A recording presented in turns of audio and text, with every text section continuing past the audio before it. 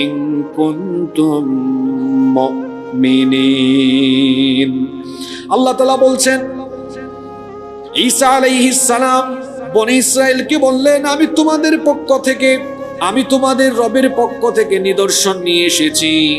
আর এই আয়াতে আল্লাহ তাআলা ঈসা নবীর মোট 5টা মুজিজার কথা বলেছেন।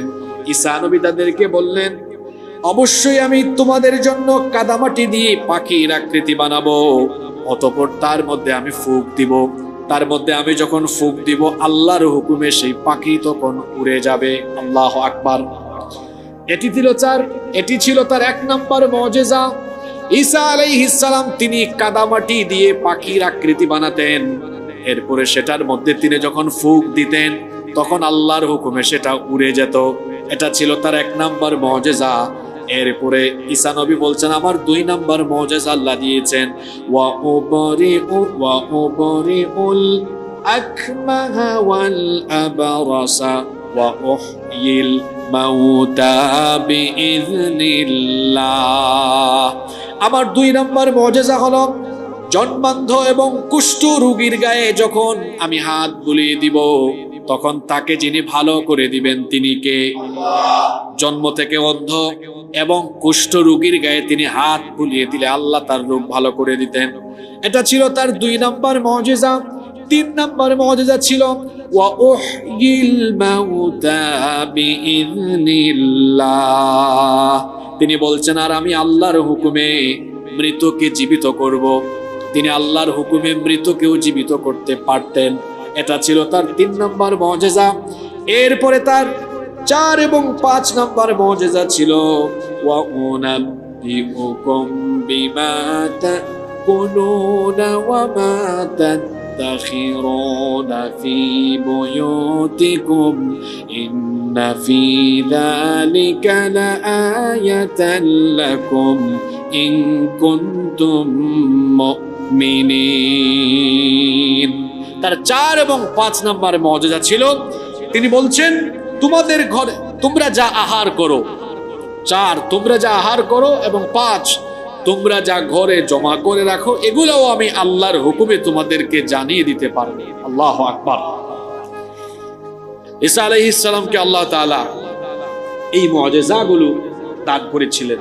এজন্য আল্লাহ এই আয়াতে বলছেন, আমরা যে আয়াত আজকে আলোচনা করছি সূরা বাকারার 87 নম্বর আয়াত, আল্লাহ তাআলা বলছেন, ওয়ালাকাদ আতাইনা মূসাল কিতাব, আর অবশ্যই আমি মূসাকে কিতাব দিয়েছি, ওয়া কাফাইনা মিন বাদিহি বির-রুসুল, এবং তারপরে আমি পর্যায়ক্রমে ধাপে ধাপে একের পর এক রাসূল পাঠিয়েছি। এভাবে আমি ঈসা আলাইহিস সালামকেও পাঠালাম, ওয়া আতাইনা ঈসা ইবনে মারইয়ামাল বাইয়িনাত, এবং আমি তাকে বাইয়িনাত অর্থাৎ কিছু নিদর্শন দিলাম।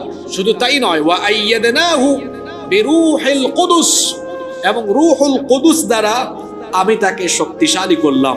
রূহুল কুদুস পবিত্র আত্মা দ্বারা এখানে জিবরিল আমিনকে উদ্দেশ্য করা হয়েছে। আল্লাহ তাআলা বলছেন, ঈসাকে আমি জিবরিল আমিন দ্বারা শক্তিশালী করে দিয়েছি। সুবহানাল্লাহ। আল্লাহ তাআলা এবার এই বনী ইসরাইলের লোকদেরকে সম্বোধন করে বলছেন, তোমাদের চরিত্র হলো এমন, যুগে যুগে নবী রাসূলরা তোমাদের কাছে কিতাব নিয়ে এসেছেন, এবং আল্লাহর তরফ থেকে নবী রাসূলরা তোমাদের সামনে মুজিজাও পেশ করেছেন, কিন্তু তোমরা তাদের সাথে কি আচরণ করেছো? আল্লাহ তাআলা বলছেন, আফাকুল্লামা জাআকুম রাসূলুম বিমা লা وأنفسكم استكبرتم ففريقا كذبتم وفريقا تقتلون। আল্লাহ তাআলা বলছেন, যখনই তোমাদের নিকট কোন রাসূল এমন কিছু নিয়ে এসেছেন যা তোমাদের মনোপুত হয়নি, তখন তোমরা অহংকার করেছো, অতঃপর তোমরা কাউকে কাউকে মিথ্যাবাদী বলেছো, আবার কাউকে কাউকে তোমরা হত্যা করেছো। খেয়াল করে শুনেন, নবী এবং রাসূলরা যে কিতাব নিয়ে এসেছেন আর যে মুজিজা তাদের সামনে পেশ করেছেন, তাদের মনোপুত না হলে তারা হয় নবীদেরকে মিথ্যাবাদী বলেছে, নইলে নবীদেরকে কি করেছে? হত্যা করেছে। এটা শুধু ইহুদি নয়, যুগে যুগে সব কাফিরদের স্বভাব এরকমই ছিল। আসমানি বিধান তাদের মন মতো না হলে তখন হয় তারা এই কিতাবওয়ালাদেরকে অর্থাৎ এই পথের পথিকদেরকে হয় তারা মিথ্যাবাদী বা বিভিন্ন আজে বাজে গালিগালাজ বা ট্যাগ লাগিয়ে দিয়েছে, অথবা তারা হত্যা করেছে। খেয়াল করে শুনতেছেন? আপনি কোরআন এটা যখন পড়বেন মনে হবে এটা এক জীবন্ত কিতাব। কোরআন পড়বেন আর দেখবেন আপনার চারপাশের সাথে কোরআনের প্রতি আয়াত কিভাবে মিলে। পৃথিবীর সূচনা লগ্ন থেকে নিয়ে যুগে যুগে যেভাবে কিতাবওয়ালা বা আসমানি বিধানে চলা লোকদেরকে এর বিরোধীরা গালিগালাজ করেছে কিংবা মনপুত না হলে হত্যা করেছে, এরকম চিত্র আপনি আজকের পৃথিবীতেও পাবেন। দেখবেন এই পথের পথিকদের চলাফেরা কার্যক্রম ভালো না লাগলে সাথে সাথে গালিগালাজ বিভিন্ন ধরনের অপবাদ বা ট্যাগ লাগিয়ে দিবে। তাতেও যদি মনের আশা পূরণ না হয় তাহলে যেভাবেই হোক তারা তাকে হত্যা করে ফেলবে। কথা কি বোঝা যায়? আল্লাহ তাআলা বলছেন, তোমাদের নিকট যখনই কোনো রাসূল এমন কিছু নিয়ে এসেছেন যা তোমাদের মনোপুত হয়নি, তখন তোমরা অহংকার করেছো আর তোমরা নবীদের এক দলকে হত্যা করেছো আর অপর দলকে তোমরা মিথ্যাবাদী বলে সাব্যস্ত করেছো। আমাদের নবী মুহাম্মদুর রাসূলুল্লাহ সাল্লাল্লাহু আলাইহি ওয়াসাল্লাম, তার কাছে ওহী আসা আরম্ভ হলো কত বছর বয়স থেকে? 40 বছর বয়স থেকে। কত বছর? আপনারা বলেন তো, 40 বছর বয়সে ওহী আসার আগ পর্যন্ত কাফির বেঈমানেরা আল্লাহর নবীকে কি কোনোদিন মিথ্যাবাদী বলেছে? বলেছে আরবের মধ্যে কেউ যদি সত্যবাদী থাকে তারা বলতো মুহাম্মদ, আমরা বলি সাল্লাল্লাহু আলাইহি ওয়াসাল্লাম। আর যখন কিতাব এসেছে তখন কি বলেছে? শুনেন, আল্লাহ কোরআনে বলেছেন তখন কি বলেছে? তখন তারা বলেছে হাদা সাহিরুন কাযযাব, এই লোকটা জাদুকর এবং প্রচন্ড রকমের মিথ্যাবাদী। নাউজুবিল্লাহ পড়তে মন চায় না? এতদিন ভালো সত্যবাদী আর এখন হয়ে গিয়েছেন কি? জোরে বলেন, এখন কি হয়ে গিয়েছেন? তিনি কি কাফির বেঈমানদের পাকা ধানে মই দিয়েছেন নাকি? কারো ঘর বাড়ির মালামাল নিয়ে আসছেন নাকি? অপরাধ কি? অপরাধ হচ্ছে আল্লাহর কিতাবের প্রচার করা, আসমানি বিধান অনুযায়ী সবকিছু পরিচালনার কথা বলা, এটাই ছিল অপরাধের বাইরে আর কোনো অপরাধ নেই। বনি ইসরাইলের অভিশপ্ত ইহুদিরা এরাও একই অপরাধে অপরাধী।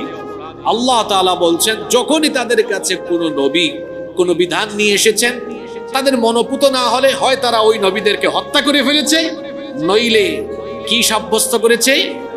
মিথ্যাবাদী হিসেবে সাব্যস্ত করেছে।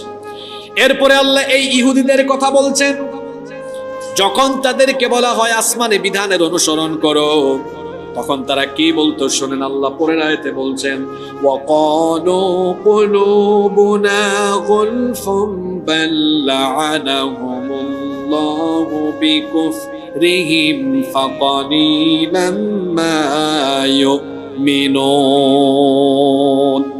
আল্লাহ তাআলা বলছেন ওয়াকালু, আর তারা বলতো কুলুবুনা গুলফ, আমাদের হৃদয় আমাদের অন্তরসমূহ আচ্ছাদিত। মুফাসসিরিনে কেরাম এই গুলফুন শব্দের ব্যাখ্যায় বলেছেন, অর্থাৎ গুলুফ আমাদের এই অন্তর জ্ঞান দিয়ে পরিপূর্ণ। কিরকম অহংকারী চিন্তা করেন। ইহুদিরা বলতো আমাদের এই হৃদয় জ্ঞান দিয়ে পরিপূর্ণ, আর জ্ঞানের আমাদের দরকার নেই। জ্ঞানের বড়াই করা এটা কি কখনো কোনো ভালো মানুষের কাজ হতে পারে? এটা কি মুমিনের স্বভাব হতে পারে? কোনো কিছুর অহংকার করা যাবে না। অহংকার একমাত্র একজনই করতে পারেন, তিনি কে? আল্লাহ তাআলা এদের কথা কোরআনুল কারীমের 41 নম্বর সূরা সূরাতু হামিম আস-সাজদা এর 5 নম্বর আয়াতে এভাবে বলেছেন ওয়াকালু কুলুবুনা ফি আকিন্নাতিম মিম্মা তাদউনা إليه وفي آذاننا وقر ومن بيننا وبينك حجاب فاعمل إننا عاملون আল্লাহ বলছেন আর তারা বলে তুমি আমাদেরকে যার প্রতি আহ্বান করছো সেই বিষয়ে আমাদের অন্তরসমূহ আচ্ছাদিত। অর্থাৎ তারা বলতো, হে মুহাম্মদ সাল্লাল্লাহু আলাইহি ওয়াসাল্লাম, তুমি আমাদেরকে যে দ্বীনের পথে ডাকো এরকম আসমানি জ্ঞানে আমাদের হৃদয় পরিপূর্ণ। তুমি এখন যা বলো আমরা আর শুনবো না, কারণ আমাদের কান বধির হয়ে গিয়েছে। শুধু তাই নয়, তোমার আর আমাদের মাঝখানে হিজাব আছে, অন্তরায় আছে। ফামাল, তোমার কাজ তুমি করো, ইন্নানা আমিলুন, আর নিশ্চয়ই আমরা আমাদের কাজ করি। তোমার কাজ তুমি করো, আমাদের কাজ আমি করি, আমাদের কাজ আমরা করি। তারা বলল আমাদের হৃদয় জ্ঞান দিয়ে পরিপূর্ণ, আমাদের আর কোনো জ্ঞানের দরকার। হটকারিতা প্রদর্শন করলো। এরপরে আল্লাহ পরের আয়াতে বলছেন, ওয়ালাম্মা জাআহুম কিতাবুম মিন ইনদিল্লাহি মুসাদ্দিকুল লিমা মাআহুম ওয়া কানু মিন ক্বাবলু ইস্তাফতিহুনা আলাল্লাযীনা কাফারু। আল্লাহ তাআলা বলছেন, আর যখন তাদের কাছে যা আছে, অর্থাৎ তাদের কাছে যে কিতাব আছে তাওরাত, তারই সত্যায়নকারী হিসাবে আল্লাহর তরফ থেকে কিতাব আসলো। কিতাবের নাম কি? ঘুমাই গেছেন নাকি? কোরআন। কিতাবের নাম কি? আল্লাহ বলছেন, আর যখন আল্লাহর তরফ থেকে এই কিতাব আসলো, এই কোরআন হচ্ছে পূর্ববর্তী সকল আসমানি গ্রন্থের সত্যায়নকারী। কোরআন হলো পূর্ববর্তী সকল আসমানি গ্রন্থসমূহের সত্যায়নকারী। আল্লাহ বলছেন, আর তাদের কাছে অর্থাৎ ইহুদিদের কাছে যে কিতাব ছিল তারই সত্যায়নকারী হিসেবে যখন আল্লাহর তরফ থেকে এই কিতাব এসেছে, এই কিতাব আসার আগে তারা কেমন ছিল? আল্লাহ বলছেন, ওয়া কানু মিন ক্বাবলু ইস্তাফতিহুনা আলাল্লাযীনা কাফারু। তারা আকাঙ্ক্ষায় ছিল, তারা এই প্রত্যাশায় ছিল যে কাফেরদের বিরুদ্ধে তারা বিজয়ী হবে। তারা এই বিজয় প্রার্থনা করত। তারা সব দিকে বলে বেড়াতো, আমাদের তাওরাতে শেষ নবীর সুসংবাদ দেওয়া হয়েছে, তিনি অচিরে আসবেন।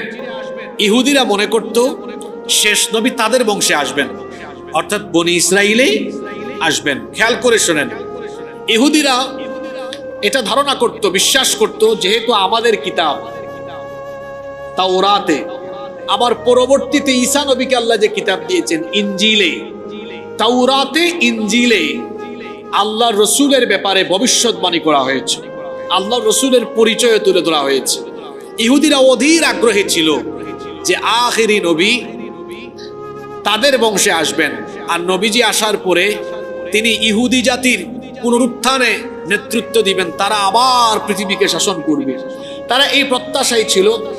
এমনকি আউস হাজরাত সহ মদিনার আশপাশের গোত্রসমূহকে এই ইহুদিরা বলতো, তোমরা আমাদের উপর যা জুলুম করার করে নাও, কারণ আখিরি নবী কিন্তু আমাদের বংশে আসবেন, এরপরে আমরা বিজয়ী হব, আমরা আবার নেতৃস্থানীয় পর্যায়ে চলে যাব। তারা এই আকাঙ্ক্ষায় ছিল। এই আয়াতের তাফসীরে একটা হাদিস উল্লেখ করি। উম্মুল মুমিনিন হযরতে সাফিয়া রাদিয়াল্লাহু আনহা, তিনি বলছেন যে আমার বাবা একজন বড় ইহুদি আলেম ছিলেন, এমনকি আমার চাচাও একজন বড় ইহুদি আলেম ছিলেন। আল্লাহর রসুল যখন মদিনায় আসলেন, আমার বাবা এবং চাচা দুজনেই আল্লাহ রসুলের সাথে গিয়ে সাক্ষাৎ করেছেন। সাক্ষাৎ করে তারা কনফার্ম হয়েছেন যে তাওরাতে যে নবীর কথা বলা হয়েছে ইনি হচ্ছেন সেই নবী। বাড়িতে আসার পরে চাচা বাবাকে জিজ্ঞেস করেছেন, চাচা বাবাকে বললেন, আচ্ছা তাওরাতে যে নবীর খবর দেওয়া হয়েছে আপনার কি মনে হয় উনি কি তিনি? তখন আমার বাবা আমার চাচাকে জবাব দিলেন, হ্যাঁ, এতে কোনো সন্দেহ নাই, উনি হচ্ছেন তিনি। উম্মুল মুমিনিন সাফিয়া রাদিয়াল্লাহু আনহা বলছেন, আমি নিজের কানে আমার বাবাকে তখন বলতে শুনলাম। চাচা জিজ্ঞেস করলেন, তাহলে আমরা এখন কি করব? আমার বাবা তখন বললেন, আমাদের দেহে প্রাণ থাকতো আমরা তার উপরে ঈমান আনবো। ঈমান আনবে না কেন? ঈমান আনবে না কারণ নবীজি বনি ইসরাইল বংশে আসেন নাই। আমি তো 2-3 জুমা আগেও এই বিষয়ে আলোচনায় বলেছিলাম, নবীজিকে আল্লাহ কোন বংশে দিয়েছেন? বানু ইসমাইল। বানু ইসমাইল। চিন্তা করেন, এই ইহুদিরা তাদের বংশে নবীজির আগমন হয় নাই, এজন্য তারা শেষ নবীকে মেনে নেয় নাই। তারা এতদিন অপেক্ষায় ছিল যে আখিরি নবী আসবেন, তারা আবার নেতৃস্থানীয় পর্যায়ে চলে যাবে। কিন্তু যখন নবী চলে আসতেন তখন তারা কি করলো দেখেন, আল্লাহ এই আয়াতের শেষাংশে কি বলছেন? ফালাম্মা জাআহুম মা আরাফু কাফারু বিহি ফালানাতুল্লাহি আলাল কাফিরিন। আল্লাহ তাআলা বলছেন, অতঃপর যা তারা চিনত, অর্থাৎ যে বিষয়টি তারা জানতো আখিরি নবী আসবেন এবং তিনি কেমন হবেন, যা তারা জানতো, যখন তিনি তাদের কাছে আসলেন তখন তারা সেটাকে অস্বীকার করলো। তারা শেষ নবীকে মেনে নিল না। তারা আল্লাহর নবীকে কিরকম করে চিনত শুনেন, কোরআনের এক আয়াতের তাফসীর আপনি অন্য আয়াতে পাবেন। আখিরি নবীর ব্যাপারে তারা কতটা স্বচ্ছ ধারণা রাখতো শুনেন। কোরআনুল কারীমের 2 নম্বর সূরা সূরাতুল বাকারা এর 146 নম্বর আয়াতে আল্লাহ তাআলা বলছেন, আল্লাযীনা আতাইনাহুমুল কিতাবা ইয়ারিফুনাহু কামা ইয়ারিফুনা আবনাআহুম ওয়া ইন্না ফারীকাম মিনহুম লায়াকতুমুনাল হক আল্লাহ তাআলা বলছেন, আর যাদেরকে আমি কিতাব দিয়েছি তারা তাকে এমন ভাবে চিনত, যেমনি তারা তাদের নিজেদের সন্তানকে চিনত, ঠিক তেমনি ভাবে তারা আখিরি নবীকেও চিনত। আল্লাহু আকবার। আল্লাহ কেমন কথা বলছেন, নিজেদের সন্তানকে তারা যেমন চিনত, আখিরি নবী ইনি যে আখিরি নবী এটা তারা চিনত এবং জানতো। জানার পরেও কি হয়েছে? ওয়া ইন্না ফারীকাম মিনহুম লায়াকতুমুনাল হাক্কা ওয়া হুম ইয়ালামুন। জেনে বুঝেও তাদের এক দল এই সত্যকে আড়াল করেছিল, এই সত্যকে গোপন করে রেখেছিল। প্রশ্ন হতে পারে, আখিরি নবীকে তারা চিনতো, জানতো, জানার পরেও তারা কেন ঈমান আনলো না? আখিরি নবীকে তারা কেন মেনে নিল না? আল্লাহ তাআলা এর পরের আয়াত অর্থাৎ 90 নম্বর আয়াতে সেটা বলে দিয়েছেন। আল্লাহ তাআলা বলছেন, বিসামাশতারাউ বিহি আনফুসাহুম আইয়াকফুরু বিমা আনজালাল্লাহু বাগয়ান আইয়ুনাজ্জিলাল্লাহু মিন ফাদলিহি আলা মান ইয়াশাউ মিন ইবাদিহি। আল্লাহ তাআলা বলছেন, যার বিনিময়ে তারা তাদের নিজেদেরকে বিক্রি করেছে তা কতই না নিকৃষ্ট। অর্থাৎ তারা তাদের এই চিন্তা চেতনাকে তারা পার্থিব মোহে এবং তাদের বাড়াবাড়ির কারণে তারা এটা মেনে নেয়নি। এর কারণটা হচ্ছে,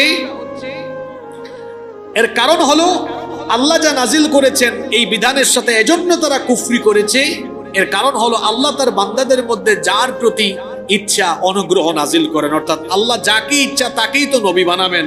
আচ্ছা, নবী রাসূল বানানোর ইখতিয়ার কার? এটা কি ভুটাভুটি করে হয়? এটা কি অভ্যুত্থান করে হয়? এটা বিপ্লব করে হয়? বিপ্লব করে, অভ্যুত্থান করে, ভুটাভুটি করে নবী রাসূল হওয়া যায় না। নবী রাসূল বানান কে? নবী রাসূল বানানোর দায়িত্ব কার? এখন ইহুদিরা এমন একটা ভাবসাব নিয়েছিল যে আল্লাহ নবী বানাতে হলে আমাদের সাথে পরামর্শ সভা করতে হবে, মিটিং করে সিদ্ধান্ত নিতে হবে নবী কারে বানাবেন। এটা তাদের আকীদা, এটা তাদের বিশ্বাস যে নবী যাকে তাকে বানানো যাবে না, এটা আমাদের মন মতো হতে হবে, আমাদের বংশে হতে হবে, প্রয়োজনে আমাদের সাথে পরামর্শ সভা হতে হবে। তারা কেন আখিরি নবীকে মেনে নেয় নাই? আল্লাহ এই আয়াতে বলছেন, আমি যাকে ইচ্ছা অনুগ্রহ দেই, কিন্তু তারা মনে করে না আমার ইচ্ছায় নয় তাদের ইচ্ছায় সব হবে। অর্থাৎ নবুয়ত কাকে দেওয়া হবে এটা তাদের ইচ্ছায় হতে হবে, এটা তাদের দাবি। অথচ নবী রাসূল বানানোর ইখতিয়ার কার? তারা এই আশায় বসেছিল যে আখিরি নবী তাদের বংশে আসবেন, কিন্তু দেখা গেল তাদের বংশে আখিরি নবী আসেন নাই, এসেছেন বানু ইসমাইলে। তারা আখিরি নবী কি মেনে নিল না। তারা সত্য জানতো, ইনি আখেরি নবী, কোরআন সত্য, নবী সত্য, এটা জানার পরেও তারা ঈমান আনে নাই। এর কারণ হলো নবীজি তাদের বংশে আসেন নাই, এইটাই ছিল কারণ।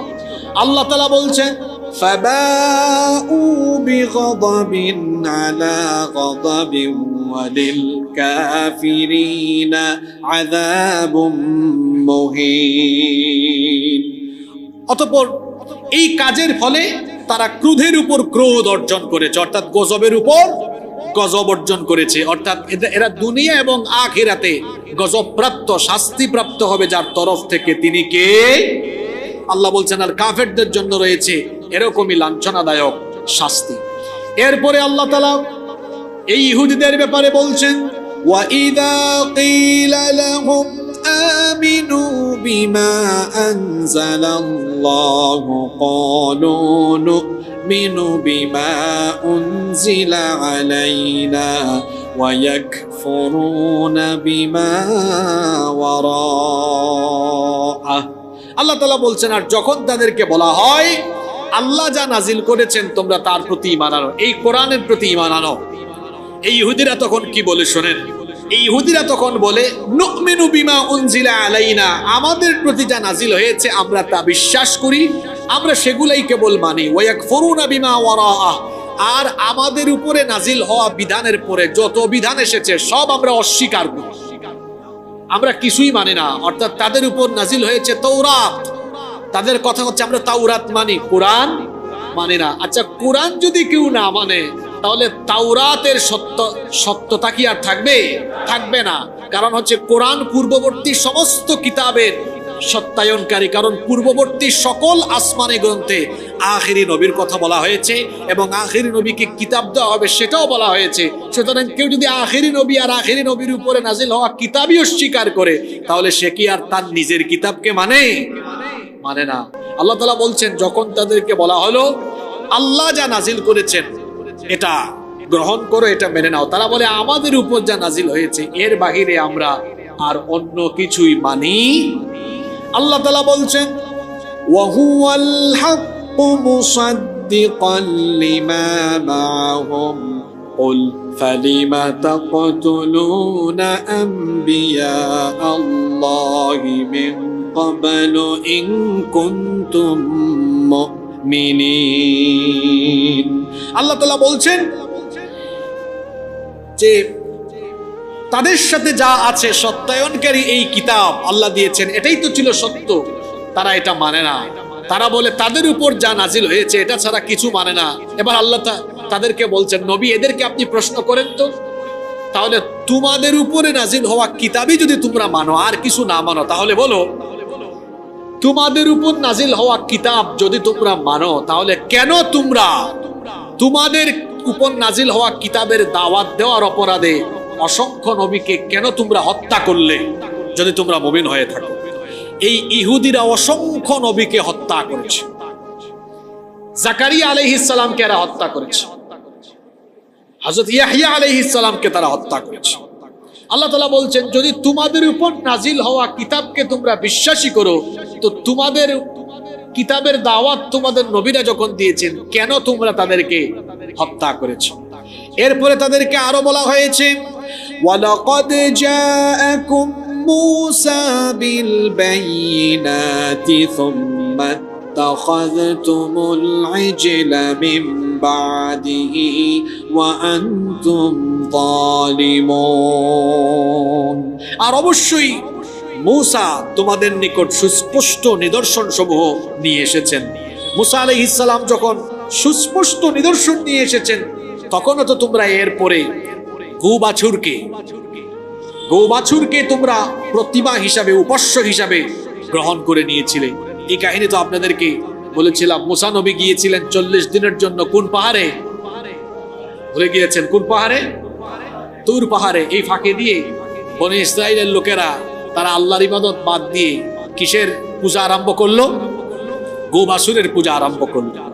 আল্লাহ ইহুদিদেরকে বলছেন তোমরা যে বলো তোমাদের নবী আর তোমাদের কিতাব ছাড়া অন্য কিছু মানো না, তাহলে তোমরা যদি তোমাদের নবী আর তোমাদের কিতাবই মানো তাহলে তোমাদের নবীকে আল্লাহ এমন এমন মুআজিজা দিয়েছেন, তোমাদের চোখের সামনে তা দেখেছো। মুসা নবীর মুআজিজা আপনারা জানেন, হাত থেকে লাঠি ফেলে দিলে কি হয়ে যেত, এটা তারা নিজের চোখে দেখেছে। এটা কি সোজা কথা যে লাঠি ফেলে দিয়েছি সাপ হয়ে গিয়েছে? বগলের নিচে হাত রেখে বের করেছেন, সেটা সেই হাত শুভ্রতা আলো ছড়িয়েছে। শুধু তাই নয়, উকুন, রক্ত, ব্যাং, পঙ্গপালের গজব তারা দেখেছে। আর কিভাবে মুসা নবীর দুয়ার বরকতেই গজব উঠেছে, এগুলো সব বনী ইসরাইলের চোখের সামনে হয়েছে না চোখের আড়ালে? আল্লাহ বলছেন তোমাদের চোখের সামনে এত বড় বড় ঘটনা দেখার পরেও তো তোমরা তোমাদের নবীর সাথে বেয়াদবি করেছো, তোমরা আল্লাহর কিতাবকে অস্বীকার করেছো। সুতরাং তোমরা যে বলো আমাদের উপর নাজিল হওয়া কিতাব ছাড়া আর অন্য কোনো কিতাব আমরা মানি না, তাহলে কি তারা তাদের স্বভাব চরিত্র অনুযায়ী এটা প্রমাণ করে এরা তাদের দাবিতে সত্যবাদী? জোরে বলেন, এরা কি সত্যবাদী? আসলে সত্যবাদী নয়। আল্লাহ তাআলা আরো বলছেন, وَإِذْ أَخَذْنَا مِيثَاقَكُمْ وَرَفَعْنَا فَوْقَكُمُ الطُّورَ خُذُوا مَا آتَيْنَاكُمْ بِقُوَّةٍ وَاسْمَعُوا قَالُوا سَمِعْنَا وَعَصَيْنَا وَأُشْرِبُوا فِي قُلُوبِهِمُ الْعِجْلَ بِكُفْرِهِمْ قُلْ بِئْسَ مَا يَأْمُرُكُمْ بِهِ إِيمَانُكُمْ إِن كُنتُم মুমিনিন। আল্লাহ তাআলা বলছেন, আর স্মরণ করো যখন আমি তোমাদের প্রতিশ্রুতি গ্রহণ করেছিলাম এবং তোমাদের উপর তুর পাহাড় তোমাদের মাথার উপরে তুলে ধরেছিলাম। তাওরাত কিতাব তারা যখন অস্বীকার করলো, তখন আল্লাহ তুর পাহাড়কে তাদের মাথার উপর ধরেছিলেন যে আমার বিধান মানো, নইলে এক্ষুনি মাথার উপর তুর পাহাড় ফেলে একদম সবাইকে মেরে ফেলবো। এই ইহুদিরা কেমন জাতি ছিল বলেন, কেমন জাতি ছিল চিন্তা করেন। আল্লাহ যখন তুর পাহাড়কে মাথার উপর ধরেছেন, কয় আল্লাহ সব মেনে নিলাম, সব মেনে নিলাম। এরপরে আল্লাহ যখন তুর পাহাড়কে তাদের মাথার উপর থেকে সরিয়ে নিলেন, কয় ওয়া আসাইনা, কিছুই আমরা মানি না। চিন্তা করেছেন? আল্লাহ এই কথাই বলছেন, ওয়াইদ আখাযনা মিথাকাকুম ওয়া রাফা'না ফাওকাকুমুত তুর, আর আমি তোমাদের কাছ থেকে অঙ্গীকার যখন গ্রহণ করেছিলাম, ওয়া রাফা'না ফাওকাকুমুত তুর, তোমাদের মাথার উপরে যখন তুর পাহাড়কে তুলে ধরেছিলাম, বলেছিলাম খুযু মা আতাইনাকুম বিকুওয়াহ, আমি যা দিয়েছি তা শক্তভাবে আঁকড়ে ধরো, ওয়াসমাউ, আমার সব বিধান শোনো মানো। তারা বলল যখন দেখছে মাথার উপর তুর পাহাড় আল্লাহ ছেড়ে দিবেন, কয় সামিআনা, সব শুনলাম মেনে নিলাম। আল্লাহ সরাই নিয়েছেন, এবার বলে আসাইনা, সব আমরা অস্বীকার করলাম। নাউযু বিল্লাহি মিন যালিক। আল্লাহ তাআলা এদের চরিত্র এর পরের আয়াতে বলছেন, এর পরের অংশে বলছেন, ওয়া উশরিবু ফি কুলুবিহিমুল ইজলা বিকুফরিহিম। আল্লাহ তাআলা বলছেন, আর তাদের কুফরির কারণে তাদের অন্তরে গোবাছুর প্রীতি সঞ্চিত হয়ে গিয়েছিল। এখানে একটা ঘটনা আপনাদেরকে বলে রাখে, ওই যে মুসা নবী তুর পাহাড়ে গিয়েছিলেন 40 দিনের জন্য, এসে দেখলেন এরা গোবাছুরের পূজা করে। লম্বা ঘটনা, সংক্ষেপে বলছি। তারপর তিনি কি করেছিলেন, এটাকে জ্বালিয়ে পুড়িয়ে একটা নদীতে ফেলে দিয়েছিলেন। ওরা কি করছে জানেন? ওই নদীর পানি পান করা শুরু করেছে। মানে গোবাছুরের পূজা তাদের অন্তরে এমন প্রীতি, এমন ভালোবাসার সঞ্চার করেছিল, যেটার ছাই ফেলে দেওয়ার পরেও তারা ওই নদীর পানি পর্যন্ত বরকতের জন্য পান করেছে। আল্লাহ এজন্য এই আয়াতে বলছেন, তাদের কুফরির কারণে তাদের অন্তরে গোবাছুর প্রীতি সঞ্চিত করা হয়েছিল। আল্লাহ তাআলা এরপরে বলছেন, কুল বি'সা মা ইয়া'মুরুকুম বিহি ঈমানুকুম ইন কুনতুম মুমিনিন। আল্লাহ বলছেন, যদি তোমরা মুমিনই হয়ে থাকো, তাহলে তোমাদের ঈমান যে কাজের প্রতি নির্দেশ করে তা কতই না নিকৃষ্ট, তা কতই না মন্দ। এই ইহুদিদের আরেকটা আকীদা ছিল, তারা মনে করে পরকালের শান্তি, সুখ, আরামায়েশ এটা শুধুমাত্র ইহুদি জাতির জন্য। ইহুদি জাতি ছাড়া পৃথিবীর অন্যান্য সব মানুষ পরকালে অশান্তিতে থাকবে, কষ্টে থাকবে সব জাহান্নামী, একমাত্র আমরাই জান্নাতি। সম্ভবত এটা আমরা যখন 15তম পর্বে আলোচনা করেছিলাম সেখানে একটা আয়াত এসেছিল, আপনাদের খেয়াল আছে কিনা? ওই আয়াতটা ছিল এইরকম, এটা সূরা বাকারারই আয়াত। এই আগের আয়াতগুলো যেগুলো আমরা আলোচনা করে এসেছি, তারা কি বলেছিল? وقالوا لن تمسنا النار الا اياما معدوده, অল্প কয়েকদিন ছাড়া, হাতে গোনা কয়েকদিন ছাড়া জাহান্নামের আগুন আমাদেরকে স্পর্শই করতে পারবে না। এবং ইহুদিদের মধ্যে দুই রকমের ধারণা ছিল। তাদের মধ্যে এক গ্রুপ ধারণা করত পৃথিবীর বয়স হলো 7000 বছর। কত বছর? তো তারা বলে প্রতি 1000 বছর সমান একদিন আমাদের উপর আযাব হবে। তার মানে 7000 বছরে আমরা ইহুদি শ্রেষ্ঠ জাতি হিসাবে আমাদের উপর জাহান্নামে আযাব যদি হয়, হবে না, কিন্তু যদি হয় এটা হইতে পারে সর্বোচ্চ কয় দিন? 7 দিন। আর আরেক গ্রুপের আকীদা ছিল আমরা ভুলবশত মুসা নবী তুর পাহাড়ে যাওয়ার পরে 40 দিন গোবাসুরের পূজা করে ফেলছিলাম, এজন্য হয়তোবা আমাদেরকে আল্লাহ জাহান্নামে দিলেও, আল্লাহ দিবেন না, যদি দেনও তো সর্বোচ্চ 40 দিন। সর্বোচ্চ কয় দিন? এক গ্রুপ বলে 7 দিন, আরেক গ্রুপ বলে 40 দিন। আর আরেক গ্রুপ কি বলে দেখেন, আরেক গ্রুপ বলে লা ইয়াদখুলাল জান্নাতা ইল্লা মান কানা হুদান আও নাসারা। আরেক গ্রুপ, এরা 7 দিনও নাই 40 দিনও নাই, আরেক গ্রুপ বলে আমরা ছাড়া, ইহুদি ছাড়া আর কেউ জান্নাতে ঢুকতেই পারবে না, আমরা সুজা জান্নাতি। ইহুদিদের আরেক গ্রুপ কি বলে, নাহনু আবনাউল্লাহি ওয়া আহিব্বাউহু, তারা বলে নাহনু আবনাউল্লাহ, আমরা তো আল্লাহর সন্তান, ওয়া আহিব্বাউহু, এবং আমরা আল্লাহর সবথেকে প্রিয়। নাউজুবিল্লাহ পড়বেন না? এগুলো কাদের আকীদা? জোরে বলেন, এগুলো কাদের আকীদা? ইহুদিদের একটা ধর্মগ্রন্থ আছে, এটার নাম হলো তালমুদ। এটার নাম কি? বিশ্ববিদ্যালয় জীবনে আমরা এদের আকীদা নিয়ে আলাদা একটা সাবজেক্ট পড়েছিলাম। তো এই তালমুদের মধ্যে কি আশ্চর্য আশ্চর্য আকীদা আমরা পেলাম যখন পড়ছিলাম। তারা মনে করে যে সুদ এটা সবার জন্য হারাম হইল, সুদ এটা সবার জন্য হারাম হইল, আমাদের জন্য মদ এটা একমাত্র আমাদের জন্য হালাল। এমনকি তারা তাদের আকীদা আরো প্রচন্ড রকমের ভয়াবহ আকীদা লালন করে, সেটা হচ্ছে যে আমরা আল্লাহর পরামর্শ সবার সদস্য। নাউজুবিল্লাহ পড়বেন না? নবী রাসূল কাকে বানাতে হবে এটা আল্লাহ ইহুদি জাতির সাথে আগে পরামর্শ করেন। আর কোরআন শরীফে তো আপনারা দেখেছেনই, তাদের এক গ্রুপ বলে কি আমরা হাতে গোনা কয়েকদিন জাহান্নামে যাব, এক গ্রুপ বলে 7 দিন, আরেক গ্রুপ বলে, আবার আরেক গ্রুপ আরো কড়া, খুব সাংঘাতিক এরা, আমরা একদম সুজা জান্নাতি, আমরা ছাড়া আর কেউ জান্নাতে যাবে না। এখন আল্লাহ তাআলা এই ইহুদিদেরকে কি বলছেন শুনেন, তারা যে এইসব দাবি করে, আল্লাহ এবার দেখেন পরবর্তী আয়াত থেকে কি বলছেন। পরবর্তী আয়াত 94 নম্বর আয়াত, আল্লাহ বলছেন কুল ইন কানাত লাকুমুদ দারুল আখিরাতু ইনদাল্লাহি খালিসাতাম মিন দুনিন নাসি ফাতামান্নাউল মাউতা ইন কুনতুম সাদিকিন। আল্লাহ বলছেন, হে নবী আপনি বলুন, যদি অন্যান্য মানুষ ছাড়া আল্লাহর নিকট আখিরাতের আবাস যদি শুধু তোমাদের জন্যই নির্দিষ্ট হয়, ঠিক আছে, তাহলে তোমরা মৃত্যু কামনা করো যদি তোমরা সত্যবাদী হয়ে থাকো। আল্লাহ নবীকে বললেন, নবী ইহুদিদেরকে আপনি বলেন যে তোমরা যে বলো যে পরকালের আবাসস্থল শুধু তোমাদের জন্য নির্দিষ্ট, পরকালের আরামায়াস তোমাদেরই, আর কারো নাই, ঠিক আছে, তাহলে তোমরা যদি তোমাদের এই দাবিতে সত্যবাদী হয়ে থাকো তাহলে মৃত্যু কামনা করো। এটাকে বলা হয় মুবাহালা। এটাকে কি বলা হয়?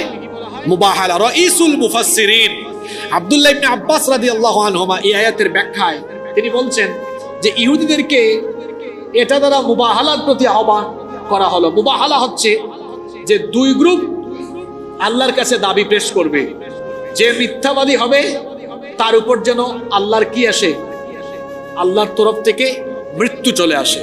যখন বলা হলো ঠিক আছে তোমরা তোমাদের দাবিতে যদি সত্যবাদী হয়ে থাকো মৃত্যু, তাহলে তোমরা মুবাহালায় আসো তোমরা এবং আমরা উভয় গ্রুপ আল্লাহর কাছে বলি, আল্লাহ যার দাবি মিথ্যা হয় তাকে তুমি মৃত্যু দান করো, কারণ মৃত্যুবরণ করে দেখো আসলেই আখিরাতের আবাস শুধু তোমাদের জন্যই নির্দিষ্ট কিনা।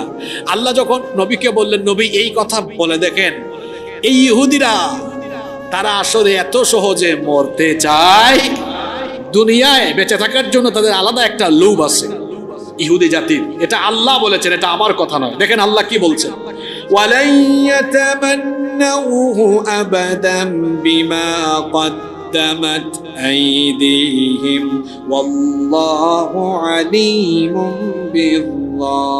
بالظالمين। আল্লাহ তাআলা বলছেন, আর তাদের কৃতকর্মের কারণে তারা কখনো মৃত্যু কামনা করবে না, বরং তারা যদি সুযোগ পায় তাহলে কি করবে?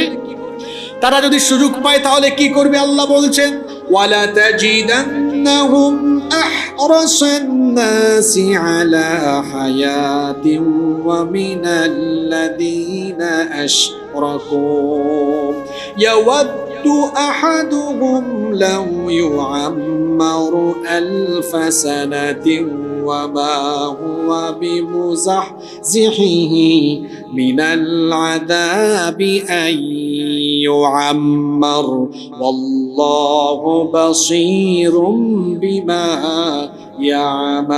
يعملون।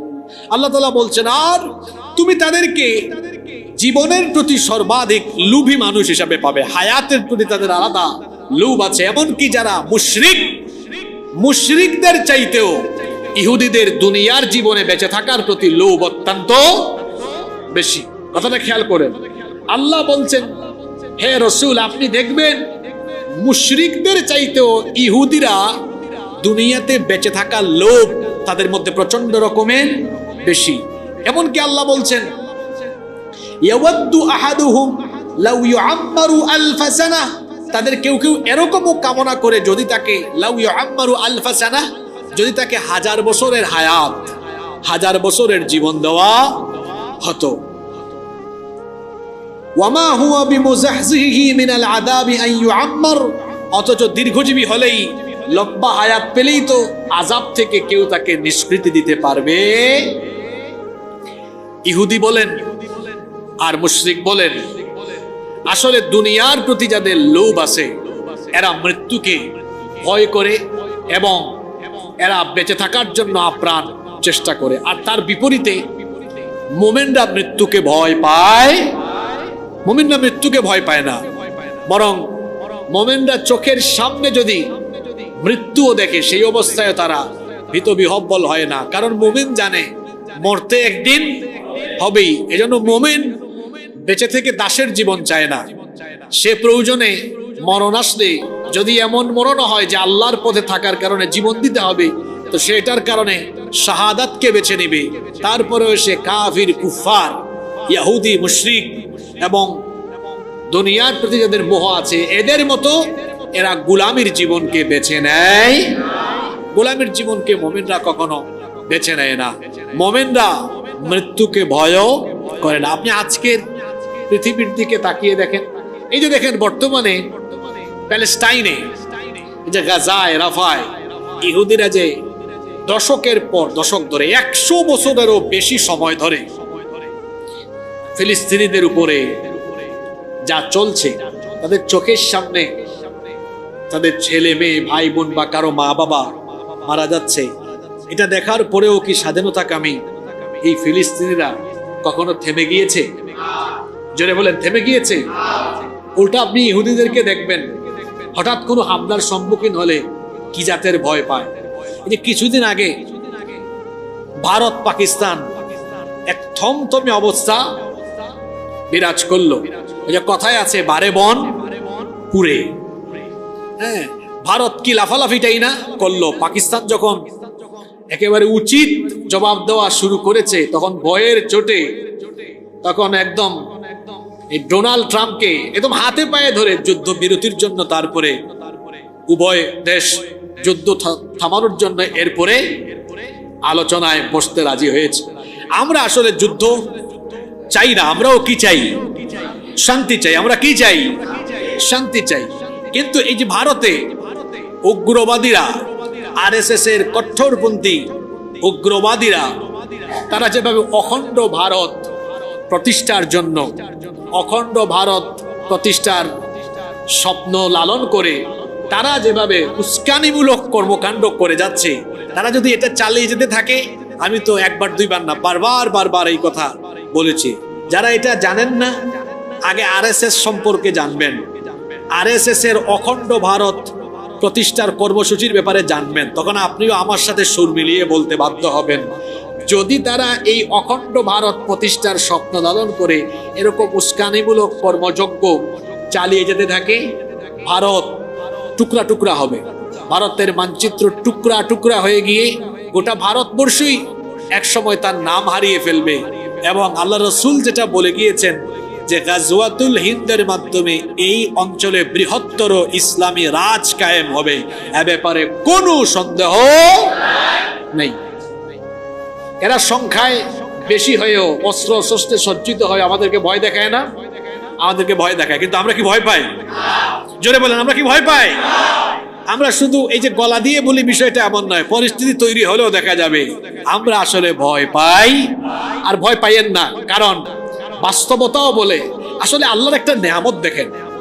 আমি এটা বলে শেষ করি, ভৌগোলিকভাবে আমরা বড় সুবিধাজনক জায়গায় অবস্থান করতেছি, বড় সুবিধাজনক জায়গায় অবস্থান করছি। এই জন্য ব্রিটিশ আমলে